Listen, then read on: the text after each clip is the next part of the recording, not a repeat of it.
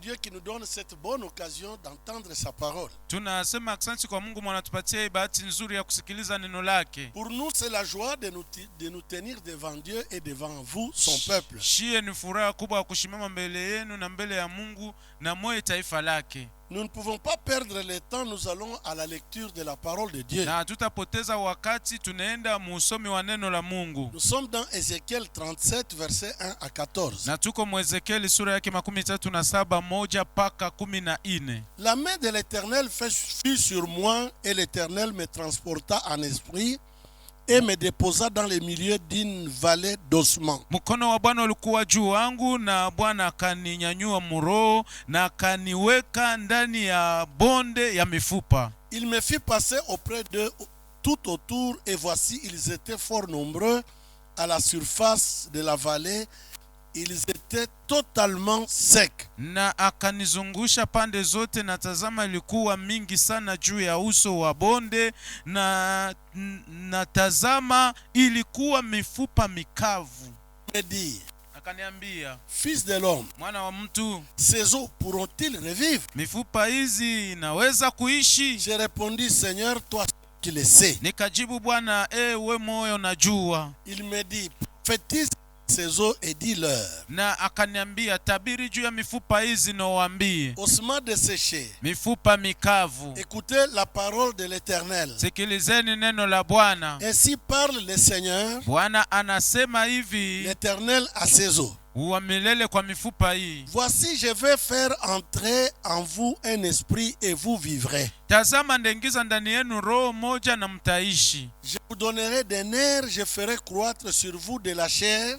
Ndamipatia mishipa na ndaweka juu yenu nyama. Je vous couvrirai de peau, je mettrai à vous un esprit et vous vivrez. Ndamifunika na ngozi, ndaweka ndani yenu roho na mtaishi. Et vous saurez que je suis l'Éternel. Na mtajua ya kama mimi ni Bwana. Je prophétisais selon l'ordre que j'avais reçu. Nilikuwa natabiri kufatana na agizo nilipokea. Et comme j'ai parlé, na sa vile nilisema, et comme je prophétisais, na sa vile nilikuwa niko natabiri, il y eut un bruit et voici il se fit un mouvement. na makelele moja ikafanyika, tazama kukakuwa tendo moja, Et les os se rapprochèrent les uns des autres. na mifupa ikakutana wamoja na wengine. Je regardais Nikaangalia, et voici il leur vint des nerfs na tazama mishipa inakuwa, et la chair crue na nyama ikakomala. et la peau les couvrit. Notre thème est intitulé Na kishina yetu inaitiwa La résurrection des ossements desséchés. ufufuko ya mifupa mikavu. La résurrection des ossements desséchés. Ufufuko wa mifupa mikavu. Mes frères et sœurs, Ndugu zangu na dada zangu, le message sur la résurrection des ossements desséchés, na ujumbe juu ya mifupa mikavu c'est un message très capital ni ujumbe ya maana sana pendant une période comme celle que traverse le monde entier en nos jours. mu wakati kama hii yenye dunia yote iko naishi mu masiku yetu ya leo. D'habitude, quand nous prêchons sur les ossements secs, Mara mingi wakati tunasemezea mifupa, tunahubiri juu ya mifupa mikavu, nous parlons surtout sur la situation des ossements qui étaient déjà secs dans la vallée. na tunasemezea mara mingi juu ya hali ya mifupa kwesha kauka ndani ya bonde. C'est-à-dire c'était des os sans vie. Ni kusema ilikuwa mifupa bila uzima. Mais nous oublions une partie plus importante du Lakini message. tunasabwaka faati moja ya muhimu ya hii fasi. C'est concernant Yenye natazamia la vie de ces ossements maisha ya ile mifupa dont l'Éternel était capable et avait le pouvoir de les faire revivre. yenye Bwana alikuwa na uwezaji na alikuwa na mamlaka ya kuifufula. Vous devez savoir que Dieu peut tout. Munapasha kujua kama Mungu anaweza yote. Même là où il n'y a pas la vie, il est capable de remettre la vie. Hata pale hakuna uzima, kuna uwezaji ya kuleta uzima. Bien-aimés dans le Seigneur, Wapendwa katika nous Bwana, pouvons nous référer à l'exemple de Job. tutaweza beba mfano ya Yobu. En lisant la Bible, Kusoma Biblia, nous voyons que tout ce qui était de Job était déjà détruit. Na tunaona yote yenye Yobu alikuwa nayo kwesha alabika. C'est comme si c'était déjà mort. Inakuwa sa vile isha kufa. La famille de Job n'existait presque plus. Jamaa ya Jobu haikukuwa tena hako kabisa. Mais l'Éternel ayant le pouvoir de rétablir un homme, Lakini wa milele akiwa na mamlaka ya kurekebisha mtu, il a rétabli la vie de Job et il a remis à Job presque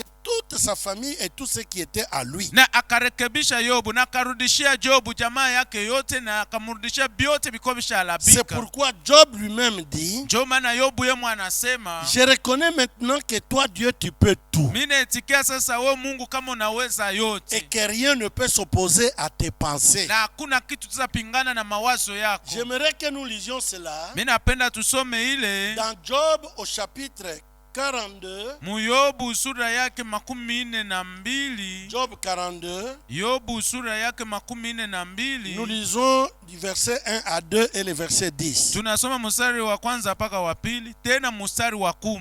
Job répondit à l'Éternel et dit, Alafu Jobu akajibia Bwana akasema, je reconnais que tu peux tout ninajua unaweza kufanya mambo et yote, que rien ne s'oppose à tes pensées. na ya kama makusudi yako hayawezi kuzuizwa. Verset 10. Mstari wa 10, L'Éternel rétablit Job dans son premier état. Bwana akageuza utumwa wa Yobu wakati alipoombea Quand mahali ya Job kwanza, eut prié pour ses amis, wakati Yobu akaombea marafiki et yake, l'Éternel lui accorda le double de tout ce qu'il avait possédé. na Bwana akampatia mara dubu ya yote alikuwaka nayo. C'est pour vous dire que Dieu est capable de rétablir n'importe quelle situation. Ni juu ya kumiambia kama Mungu anaweza kurekebisha hali Nous yoyote. connaissons l'histoire de Job. Tunajua historia ya Yobu. La Bible dit que c'était l'homme le plus riche du côté de l'Orient. Na Biblia inasema alikuwa mtu mtajiri sana ngambo ya mashariki. Et il avait de beaux enfants à cette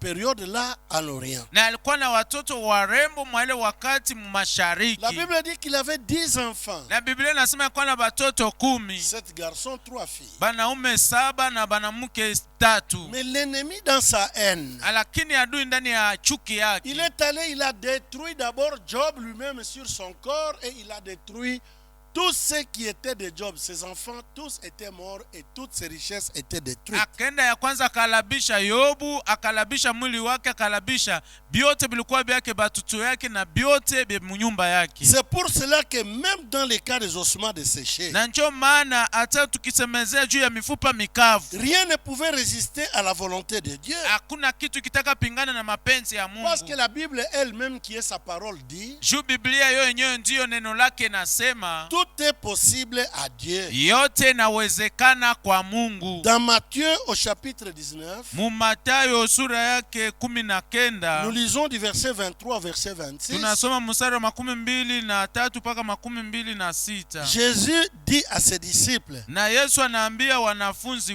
c'était wake, sur l'histoire du jeune homme riche. ilikuwa juu ya historia ya mkiana mwanaume mtajiri. Parce qu'il s'est approché du maître pour lui demander qu'est-ce qu'il pouvait faire pour hériter la vie éternelle. Juu alikaribia mbele ya Bwana akamuuliza anaweza fanya nini juu ariti uzima wa milele. Alors Jésus commençait directement à énumérer les commandements que lui, le jeune homme, pouvait observer. Sasa Yesu akaanza mbele kupanga amri za Mungu za ule kiana alipasha anza angalia. Alors le jeune homme lui dit quel commandement? Sasa ule kiana mwanaume anamwambia ni amri gani? Jésus répondit, Yesu anasema, tu ne tueras point, hautaua tu ne tena, commettras point d'adultère, hautafanya tu usharati, ne déroberas point, hautaiba tu ne tena, diras point de faux témoignages et ainsi de suite. hautasema ushuhuda zibana inafuata.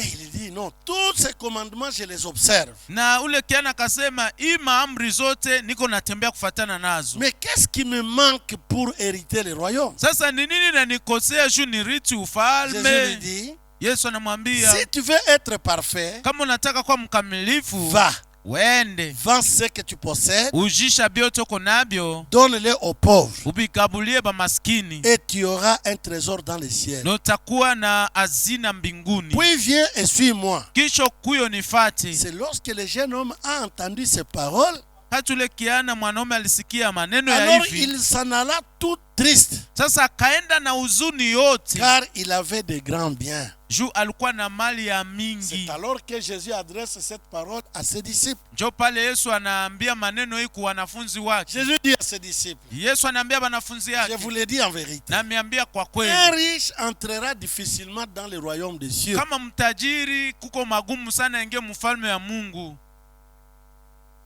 Je vous le dis encore, Mimi nameambia tena, il est plus facile à un chameau de passer par les trous d'une aiguille qu'à un riche d'entrer dans le royaume de Dieu. sasa ni kwepesi ngamia ingie mtundu ya shindano kuliko mtajiri aingie mfalme wa Mungu. Les disciples ayant entendu cela furent très étonnés. Wanafunzi bakasikia maneno kama haya wakashangaa sana. Et ils dirent, qui peut donc être sauvé? Sasa wakasema ni nani sasa anaweza kuokolewa? Jésus les regarda Yesu et akawaangalia leur dit, na akawaambia, aux hommes cela est impossible, kwa binadamu ile mais haiwezekani, à Dieu tout est possible. lakini kwa kwa Mungu yote inawezekana. Et dans Luc chapitre 1 Na Luka sura yake ya kwanza et les versets 37, na mstari wake 37, lisons Luc chapitre 1 tusome Luka sura yake ya kwanza et les versets 37, na mstari wake la Bible dit, 37. car rien n'est impossible à Dieu. Na Biblia inasema hakuna kile akiwezekane mbele ya Mungu. S'il a dit qu'il est possible à un chameau de passer par les trous d'une aiguille, Kama alisema inawezekana kwa ngamia kupita mtundu ya shindano, qu'à un pécheur d'entrer par la porte du ciel, na kwa mwenye zambi aingie kumulango wa ce qu'il mbingu, dit peut toujours s'accomplir parce qu'il a tous les pouvoirs. bienya anasema binapasha kufanyika jiko na mamlaka yote. Si nous prenons l'exemple de la fille de veuve de Naïn, Kama tunabeba mfano ya mwana wa mjane wa Naini, pour sa mère et les gens de Naïn, juu ya mama yake na watu bamule mnaini, il ne restait qu'à aller enterrer cet enfant qui était mort. kulibakia tu kwenda zika ule mtoto mwakwasha kufa. Mais lorsqu'il voulait sortir de la porte de la ville pour aller au cimetière, Lakini wakati wataka toka mlango ya mugini juu baende kumakaburi, les cercueils avec l'enfant sur les épaules na sanduku pamoja na mtoto baisha mbeba juu ya mabeka pour aller enterrer, juu ya kwenda mzika, ils ont rencontré l'homme qui détenait tous les pouvoirs sur la vie et sur la mort. na bakakutana na mtu mwenye na mamlaka yote mikono yake juu ya mamlaka ya kifo na Et uzima. j'aimerais vous dire que ce pouvoir-là, le Seigneur est là jusqu'au moment où je vous parle. Na mimi napenda nimeambie hata paka hapa Bwana iko na ile mamlaka. Kwa hiyo wakati niko na misemezeni, Il peut changer la mort dans ta vie ateza badilisha kifo maisha yako et remettre la vie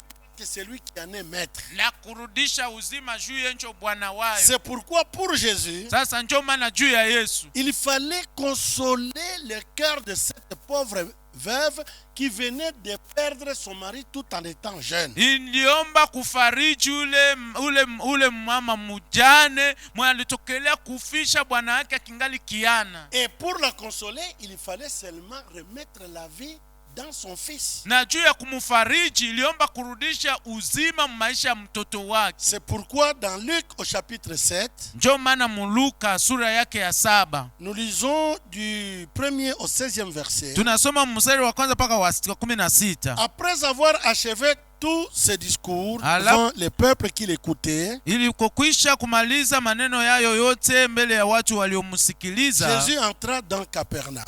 Yesu akaingia ndani ya Kapernaumu. Un centenier avait un serviteur auquel il était très attaché. Na akida moja alikuwa na mtumishi wake ule alikuwa ishatumainia sana, Et qui se trouvait malade sur le point de mourir.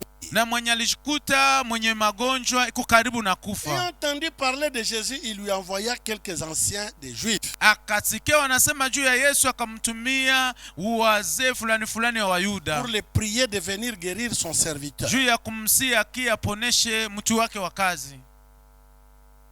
Ils arrivèrent auprès de Jésus et lui adressèrent d'instantes supplications en disant, Na bakafika mbele ya Yesu bakamusii sana wakisema, il mérite que tu lui accordes cela, anastahili umpatie ile, car il aime notre nation kwa sababu anapenda taifa yetu, et c'est lui qui a bâti notre synagogue. na ni yeye alijenga sinagogi yetu. Jésus étant allé avec eux, na Yesu akienda pamoja nao, n'était guère éloigné de la maison quand les centeniers renvoyèrent des amis pour lui dire, juu akukuwa mbali kwenda kunyumba, kwani akida alituma barafiki yake wamwambie, Seigneur, ne prends pas tant de peine car je ne suis pas digne que tu entres sous mon toit. Bwana usibebe wakati yako yote, juu mimi sistahili uingie munyumba yangu. C'est aussi pour cela que je ne me suis pas cru digne d'aller en personne vers toi. Na ni juu ya ile sikujiona sistahili kwenda mbele yako. Mais dis un mot et mon serviteur sera guéri. Lakini sema tu neno moja tu na mwana wangu atapona. Car moi qui suis soumis à des supérieurs,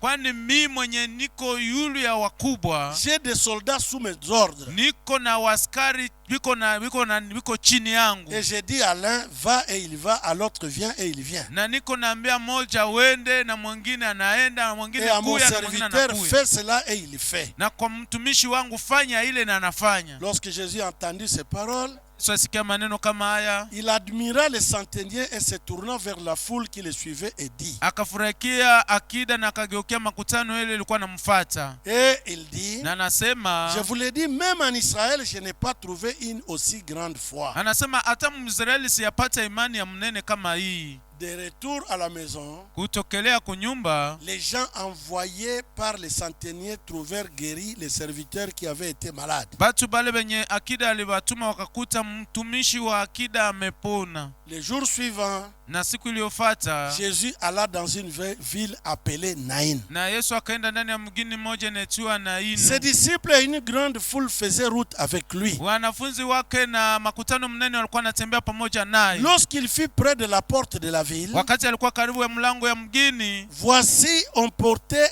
en terre un mort, fils unique de sa mère. tazama akwasha beba msanduku maiti mwana wa pekee wa mama yake, Qui était veuve. mwenye alikuwa mjane. Et il y avait avec elle beaucoup de gens de la ville. Na ule mjane alikuwa na batu ba mingi ba mugini hapo. Le Seigneur l'ayant vu fut ému de compassion pour elle et lui dit, Na Bwana kisha kumuona akasikia huruma na akamwambia, il lui dit, ne pleure pas. akaambia mjane usilie Il tena. s'approcha et toucha le cercueil. Akakaribia na akagusa sanduku. Ceux qui le portaient s'arrêtaient. Bale wakwaisha nyangula sanduku wakashimama. Il dit, jeune homme, je te le dis, lève-toi. Na nasema kiana mwanaume na kuambia shimama. Et le mort s'assit et s'est mis à parler. Na maiti akashimama na akaanza sema. Jésus le rendit à sa mère. Yesu akamrudishia mama yake. Tous furent saisis de crainte et ils glorifiaient Dieu disant, Bote bakasikia boga wakatukuza Mungu wakisema, un grand prophète apparut parmi nous et Dieu a visité son peuple. nabii munene ametokelea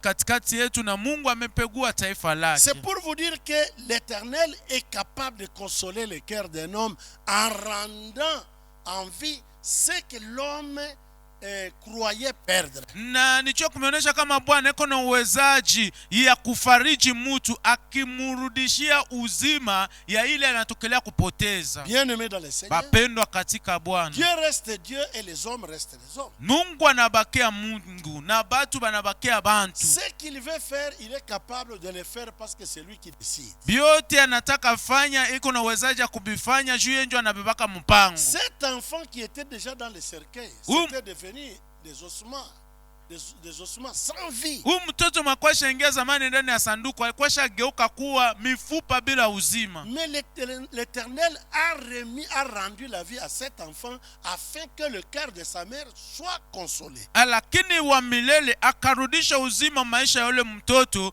juu moyo ya mama yake ifarijiwe. Il est capable de le faire même avec toi et avec moi aujourd'hui. Anaweza kuifanya na wewe na mie leo. Ce que Dieu a fait avec Job, Bienye Mungu alifanya na Yobu, avec la veuve de Naïn, pamoja na mjane wa Naini, il est capable de le faire à nos jours. iko na uwezaji ya kutufanyia masiku yetu. C'est pourquoi avant de terminer, nous lisons Marc 10 Ndio maana mbele ya kumaliza tunasoma Marko sura yake ya 10 et Matthieu au chapitre 9. na Mathayo sura yake ya 9. Lisons Marc chapitre 10, Tusome Marko sura yake ya 10 versets 46 à 53. mstari wake wa 46 46 na 53. Ils arrivèrent à Jéricho. Wakafika Yeriko, Et lorsque Jésus en sortit avec ses disciples na wakati Yesu alitoka pamoja na wanafunzi et wake une assez grande foule, na makutano mwa mnene, le fils de Timée, Bartimée, mendiant aveugle, était assis au bord du chemin. mwana wa Timee Bartimae mulombalomba mjia, kipofu alikuwa na lomba mjia. Il entendit que c'était Jésus de Nazareth. Na akasikia kama ilikuwa Yesu wa Nazareti. Et il s'est mis à crier, comme je te recommande de crier aujourd'hui à cause de ta situation. Na akaanza lalamika vile mina kulomba, lalamika leo juu ya mambo yako. Fils de David, Jésus, aie pitié de moi. Mwana wa Daudi, Yesu unirehemu. Il entendit, Akasikia plusieurs les reprenaient pour le faire taire. ba mingi wakwa na musukuma ba munyamanzishe. Mais il criait beaucoup plus fort. Lakini alikuwa nalalamika tena Fils de sana. David, aie pitié de moi. Mwana wa Daudi unihurumie. Jésus s'arrêta et dit, Yesu akashimama akasema, appelez-les. mumuite. Ils appelèrent l'aveugle en lui disant, Bakaita kipofu wakimwambia, prends courage, lève-toi, il t'appelle. beba nguvu, bidii, shimama, anakuita. L'aveugle jeta son manteau Kipofu akatupa et koti yake se levant d'un bond vint vers Jésus. na akashimama mbio mbio kwenda kwa Yesu.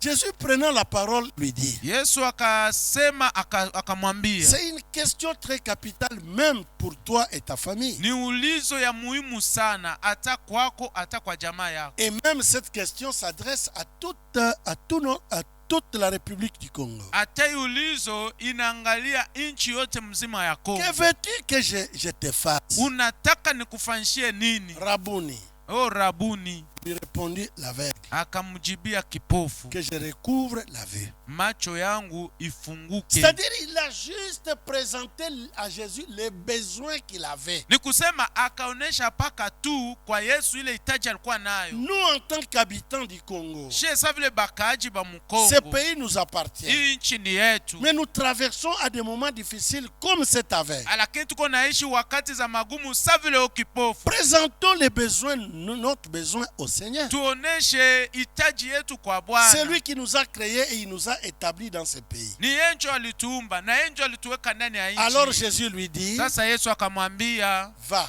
wende, ta foi t'a sauvé. imani yako inakokoa. Aussitôt, il recouvra la vue Na pale pale macho yake kafunguka et suivit Jésus dans les chemins. na akafata Yesu munjia. Bien-aimé dans le Seigneur. Bapendwa katika Bwana. Dans Matthieu 9, Mu Mathayo sura yake ya 9, 18 à 22, 18 mpaka 22. Tandis qu'il leur adressait ces paroles, Wakati tu anawaambia hii neno, voici un chef arriva, se prosterna devant lui et dit, na tazama mkubwa mmoja anakuja na akainama mbele yake. ma fille est morte il y a un instant. Binti wangu anakufa kunapita dakika kidogo. Mais viens, impose-lui les mains et elle vivra. Lakini sukuye mweke mikono na ataishi. Jésus se leva Na Yesu akashimama et les suivit avec ses disciples. na akamfuata na wanafunzi wake. Et voici une femme atteinte d'une perte de sang depuis 12 ans s'approcha par derrière et toucha le bord de son vêtement. Na tazama mwanamke mmoja mwenye kupoteza damu miaka 12 akamkaribia na akamgusa nyuma. Car elle disait en elle-même, Kwani alisema ndani yake, si je puis seulement toucher son vêtement, je serai guéri. kama tu ndaweza mugusa tu, pale pale minapona. Jésus se retourna et dit, Yesu akageuka na en akasema, la voyant, akamwona, prends courage ma fille, beba juhudi binti wangu, ta foi t'a guéri. imani yako na kuponesha. Et cette femme fut guérie à l'heure même. Na ule mwanamke akapona ile saa moja. Nous voyons des exemples Tunaona mifano mbili où Jésus est en train de dire, pale kwenye Yesu nasema ta foi t'a sauvé, imani yako na ou kuokoa encore ta foi t'a guéri. au imani yako na kuponesha. Bien-aimé dans le Seigneur. Wapendwa katika Bwana, Ici, pendant cette période, il est question d'avoir la foi en Dieu. hapa mwa hii wakati hii inaomba tu kuwa na imani mwa Mungu. Donc, avec Dieu, Ni kusema pamoja na Mungu, et si nous avons la foi en lui, na kama tuko na imani nous mwake, pouvons espérer que même l'économie du pays et même l'économie du Congo qui sont en faillite na tutaweza tumainia hata uchumi wa nchi, hata uchumi wa Kongo yenye isha kuanguka peuvent ressusciter certainement un jour. zitaweza fufuka hakika siku moja. C'est pourquoi toi et moi nous devons prier, crier à l'Éternel. Joma na wewe na mimi tunapasha omba, tulalamike mbele ya Et Bwana. si l'Éternel posait la question, que vous voulez que je fasse pour vous? Na kama Bwana anauliza ulizo, mnataka nimifanyie nini? Nous allons lui dire, Tutamwambia mets fin à cette pandémie de corona maliza hii pepo ya corona et rétablis l'économie de notre pays na urekebishe uchumi wa nchi afin yetu que nous puissions vivre. juu tuishi tena. Et à cause de votre foi et de ma foi, Na kwa sababu ya imani yenu na imani yangu, tout peut être rétabli et la vie peut revenir. vyote vitaweza rekebishwa na maisha inarudia. Pourquoi? Juu ya nini? Car avec Dieu, Juu pamoja na Mungu même les ossements desséchés ont repris vie. hata mifupa mikavu inafufuka. Si notre économie est déjà sec, Kama uchumi wetu ishakauka, avec Dieu tout est possible, ça peut reprendre. pamoja na Mungu yote inawezekana, biteza rudiana. Bien-aimés, Bapendwa, nous vous bénissons, vous qui nous suivez. tunamibariki mwe wote Et mnatufata, nous disons merci à l'Éternel qui nous donne ce temps. na tunasema asante kwa Bwana mwanatupatie Que wakati, Dieu bénisse sa parole au nom de Jésus-Christ et son Fils. na Bwana abariki neno lake katika jina la Yesu Kristo mwana wake. Disons ensemble Amen. Tuseme pamoja amina.